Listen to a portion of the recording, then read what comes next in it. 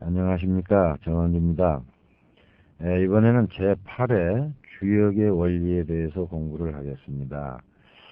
저도 이 강의를 하면서 여러분한테 죄송한데요. 사실은 이게 이 역학에서도 한 1년 정도 공부를 해야 이 공부를 하게 됩니다. 그런데 요즘은 우리가 이 학문도 모든 것을 쉽게 배우려고 하기 때문에 이렇게 좀 어려운 것을 강의 드릴 때는 제가 여러분한테 좀 죄송한 마음을 갖는데, 어차피 이 풍수질이라는 게 이 주역의 원리에서 모든 것이 다 이 이론이 파생되어 있고, 주역의 원리라는 것은 곧 우리가 살고 있는 이 우주의 원리이기 때문에 우리가 어렵더라도 이것은 좀 알고 넘어가야 되겠습니다. 그리고 이제 여러분들이 지난번에 풍수지리를 배우시다가 내가 사는 집이 과연 몇 점짜리 집이냐, 지금 이 단계에서 이 공부를 하게 됐어요. 이것을 하지 않으면 점수 내는데 지장이 많기 때문에 여러분들이 정신을 가다듬으시고 들어주시기 바랍니다. 이 세상은 하나의 태극으로 되어 있습니다. 그래서 이 태극이라는 건 태자는 클 때자고, 이 극자라는 것은 끝이다 하는 뜻으로 생각하시면 되죠. 그래서 이 물리학적으로 말하면 하나의 원자에 해당합니다. 그래서 이 세상은, 우주의 원리는 하나의 태극, 즉 핵이라고도 하고 하나의 원자로 구성이 되어 있습니다.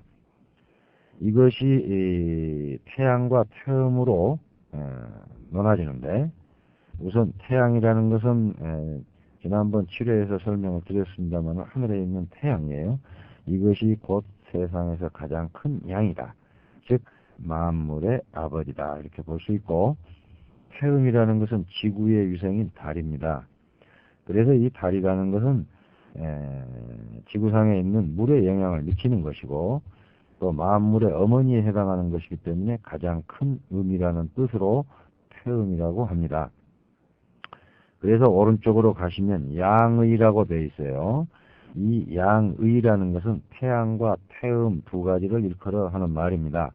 이것은 우리가 집안에서 보면은 마치 태양은 아버지이고 태음은 어머니이기 때문에 아버지 어머니를 우리가 양존이다 이렇게 말씀을 하는데, 양의라는 것은 바로 그런 뜻입니다. 그래서 우리의 부모다 하는 뜻이죠. 그리고 그 태양 밑에 보면은 부호가 하나가 선이 그어져 있어요. 이것은 이어져 있다는 뜻이죠.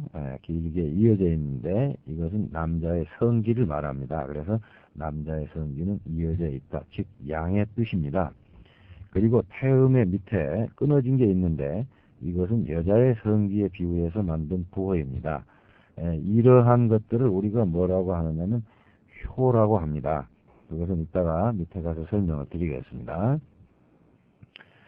그런데 다시 이 태양 속에는 태양만 있는 게 아니라 태양도 있고 적은 즉 소음도 있습니다. 즉 태양 속에 적은 음이 있다는 얘기입니다. 그리고 태음 속에는 또 커다란 음만 있는 게 아니라 적은 양인 소양도 있다. 이것은 다음 장에서 제가 그림을 보면서 설명을 또 드리도록 하겠습니다. 우선 태양 속에는 태양만 있는 게 아니라 소음도 있고, 즉 태양 속에는 태양과 소음이 있고 태음 속에는 소양과 태음이 있다. 이 네 개, 즉 태양, 소음, 소양, 태음, 이 네 개를 제일 오른쪽으로 가서 보시면 사상이라고 되어 있습니다. 즉 네 가지의 어떤 형상이다 하는 뜻이죠. 그래서 한의학에서는 이 주역의 원리인 이 사상 체질로서 인간의 체질을 넷으로 나누어 가지고 어떤 특성에 따라서 이 사상의 체질에 의해서 어떤 질병에 약하고, 또 어떤 음식이 좋고 어떤 음식은 안 맞고, 그런 것을 또 어떤 성격은 어떻고 하는 것을 구분을 해 가지고 처방을 하고 치료를 하게 되어 있습니다. 그런데 다시 태양에서 둘로 나눠져요. 밑에 보시면 일건천 이태패 이렇게 되어 있죠. 그러면 왼쪽으로 가서 쭉 가보시면은 위에 1, 2, 3, 4, 5, 6, 7, 8이라는 숫자가 나와 있습니다. 이것은 순서를 말합니다. 그래서 1은 첫 번째, 2는 두 번째, 3은 세 번째, 이런 이 순서의 의미고요. 그 밑에 일자 밑에 보시면은 건천이 있는데 이 두 글자가 다 중복이 되어 있습니다. 하늘건, 하늘천자입니다. 그래서 보시면 밑에 글자 하늘천자는 우리가 많이 쓰니까 일반 사람들이 많이 알지만 위에 쓰는 건자는 일반 사람들은 옛날 이 서민들은 잘 모르는 한자를 공부를 하는 사람들 아니면 잘 모르는 건자를 썼어요. 그래서 이 둘 다 하늘이라는 뜻인데 이 두 글자 중에서도 일반 사람들이 잘 모르는 위에 있는 건자를 많이 씁니다. 결과적으로 이 역학이나 풍수지리는 옛날에 양반들이 공부를 많이 한 사람들이 즉 사서삼경 중에 주역에 들어가야 이 공부를 하므로 요즘 말하면 아주 유식한 박사학위 정도 되는 사람들이 공부를 하는 학문이기 때문에 이렇게 어려운 글자로 해서 만들어 놨습니다. 두 번째 이태택 태상절, 이태택이라는 건 이 두 번째인데 태라는 건 연못태, 연못택입니다. 즉 연못이라는 뜻입니다. 세 번째는 불리, 불화, 세 번째 이화라는 것은 불이라는 뜻이에요. 네 번째 사진례입니다. 우레진, 우레레, 우레라는 뜻이고요. 다섯 번째는 바람손, 바람풍, 바람이라는 뜻입니다. 그리고 여섯 번째는 육감수예요. 물감, 물수. 그래서 물을 말합니다. 일곱 번째는 이 간산, 칠간산이에요. 산간매산, 산간매산입니다. 그래서 산이라는 뜻이고요.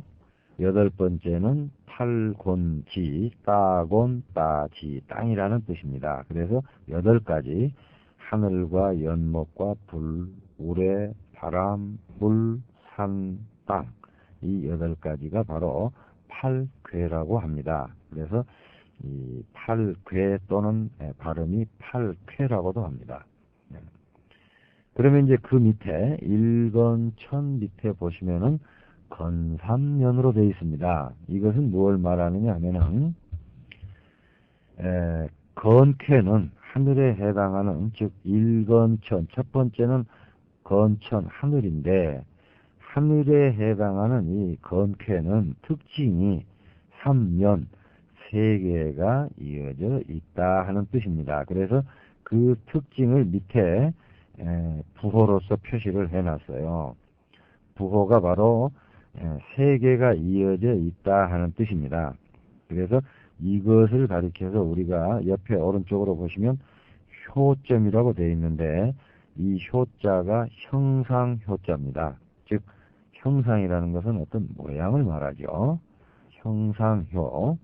그래서 이 가위표 2개 한 개 이게 한자예요. 한자로 형상효자입니다. 모양이라는 뜻입니다. 이 모양이 3개가 이어져 있다 하는 뜻이에요. 그리고 이제 두 번째는 그런데 그 건삼년에 3개 이어진 걸 보시면 이 이어진 것은 양이고요. 끊어진 것은 아까 여자에 해당하는 음이다 그랬어요. 그런데 이 3개가 다 이어져 있기 때문에 남자 중에 제일 어른, 즉 노부, 늙을 노자 아버지 부자 할아버지, 또는 요즘 같으면 핵가정에서는 아버지, 즉 가장을 의미합니다. 그래서 이 3개를 그어져 있으면은 이것은 쾌가 건쾌이고, 그리고 이것은 집안에서 보면은 할아버지에 해당하는 글자다, 가장에 해당하는 글자다, 이렇게 알아주세요. 그 다음에 두 번째 이태택, 두 번째는 이태택 연못인데 이 태케의 특징은 상절, 상이 끊어졌다 그런 뜻입니다. 그래서 밑에 부호를 보면은 밑에 두 개는 이어져 있는데 위에가 끊어져 있잖아요. 그래서 상이 끊어진 형태가 바로 이 형태입니다. 그러면 우리가 벽돌을 쌓았을 때 여러분들이 이 세 개의 이 부호를 보시면 밑에서부터 벽돌을 쌓죠. 그래서 하나, 둘, 셋을 쌓았는데 쌓아놓고서 읽을 때는 위에 것은 상, 가운데 것은 중, 밑에 것은 하라고 읽습니다. 이 말은 무슨 말이냐면은 여러분이 자식을 셋을 낳았을 때 첫 번째 자식은 밑에 부호에 해당하고 가운데 자식은 중간에 있는 것이고 또 위에 것은 마지막 막내에 해당하기 때문에 이 부호는 막내가 끊어진 것, 즉 딸 중에서 막내딸 소녀라고 합니다. 그래서 소녀에 해당하는 것이라 이렇게 볼 수 있어요.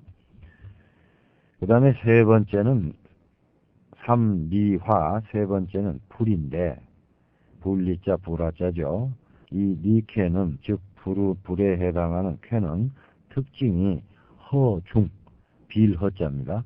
가운데 중, 가운데가 비어있다 하는 뜻입니다. 그래서 가운데가 비어있다는 건 위아래는 이어져 있다 하는 뜻이기 때문에 지금 밑에 보신 그러한 부호가 됩니다. 그러면은 아까 제가 설명드렸듯이 가운데가 끊어진 여자다 하는 얘기죠. 그래서 중녀, 둘째 딸이다 이렇게 볼 수 있습니다. 가운데 딸이다.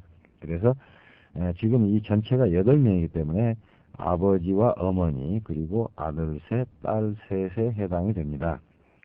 네 번째는 진례, 그래서 사진례. 그래서 우레진, 우레례인데 우레에 해당하는 진쾌의 특징은 하련이다 그랬습니다. 하가 이어져 있다.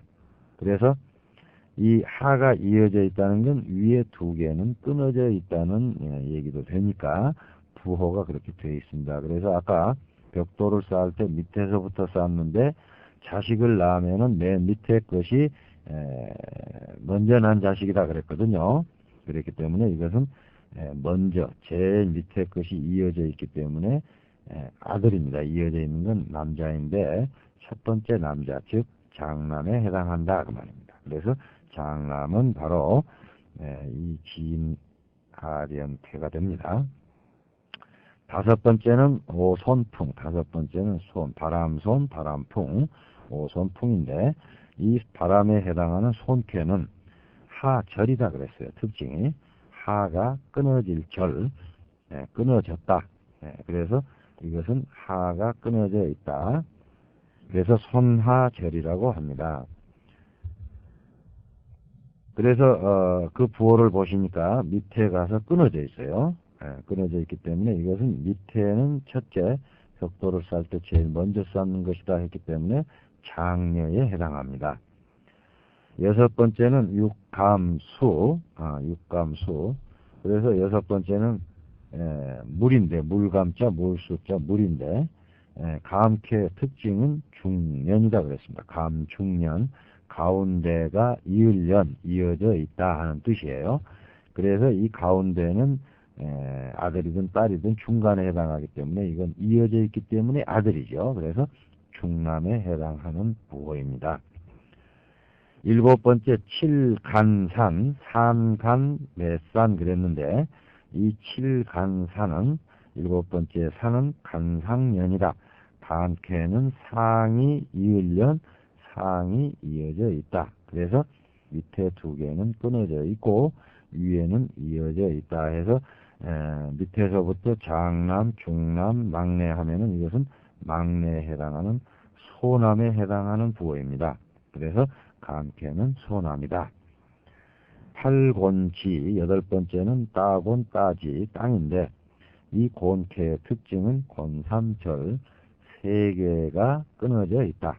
그래서 세 개가 다 끊어졌다는 뜻이니까 여러분들이 보시는 부호처럼 세 개가 다 끊어져 있어요. 그래서 끊어진 것은 여자이기 때문에 여자 중에서 다 끊어졌으니까 가장 어른, 즉 할머니가 계시면 노모, 할머니가 되고 또는 할머니가 안 계시면 어머니가 해당이 되는 겁니다. 그래서 앞으로 이 풍수지리를 공부하실 때 이 부호를 알아두시면은 여러분들이 공부하시는 데 도움이 많이 됩니다. 우선 순서대로 외우시는데, 이 부호를 외우시려면 어떻게 외우시느냐 하면은 제가 한번 외워볼게요. 일건천 건삼년 이렇게 외우시면, 즉 첫 번째 건쾌는 세 개가 이어져 있다 하는 특징을 여러분들이 외우게 되니까 이 부호가 연상이 될 겁니다. 그래서 이건 다 이어져 있기 때문에 아버지 또는 할아버지에 해당하는 글자라. 또 두 번째 이태택 태상절, 태케는 두 번째 태케, 연못에 해당하는 태케는 상이 끊어졌다. 이렇게 외우시면은 이 부호가 외워지죠. 이렇게 해서 8개를 외워 두시면 여러분들이 앞으로 이 공부를 하시는데 많은 도움이 되겠습니다. 풍수지리 양택을 배우려고 들어오셨다가 내 집의 모양이 어떠냐, 또는 대문이 어디 있느냐, 또 향이 어디 있느냐 해서 내 집이 과연 좋은지 나쁜지 일반 상식으로 좀 배우려고 했다가 여러분들이 지금 마치 사기당한 기분이 드시겠지만, 이렇게 어려운 공부일수록 배워두시면 여러분의 또 하나의 지식이 되고 또 보람을 느끼시게 될 거예요. 우리나라가 이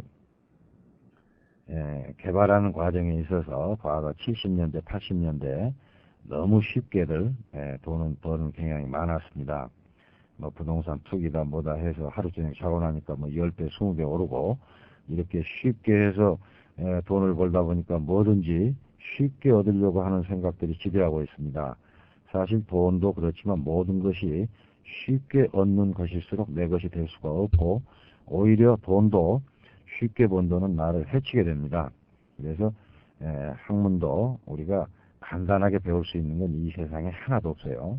여러분들이 스트레스 풀기 위해서 노래방에도 많이 가시고 노래 부르기도 많이 하시지만, 노래 부르기도 우리가 가사도 알아야 되고 악보도 곡도 알아야 되기 때문에 가사를 다 외우려면 힘듭니다. 모든 것을 우리가 외우지 않고는 안 되니까 좀 힘드시더라도 집에서 열심히 몇 번이고 이것을 연습을 하셔서 또 다음 공부하는데 9회에서부터 또 이거 계속 나오니까 쉽게 이해할 수 있도록 해주시기 바랍니다. 감사합니다.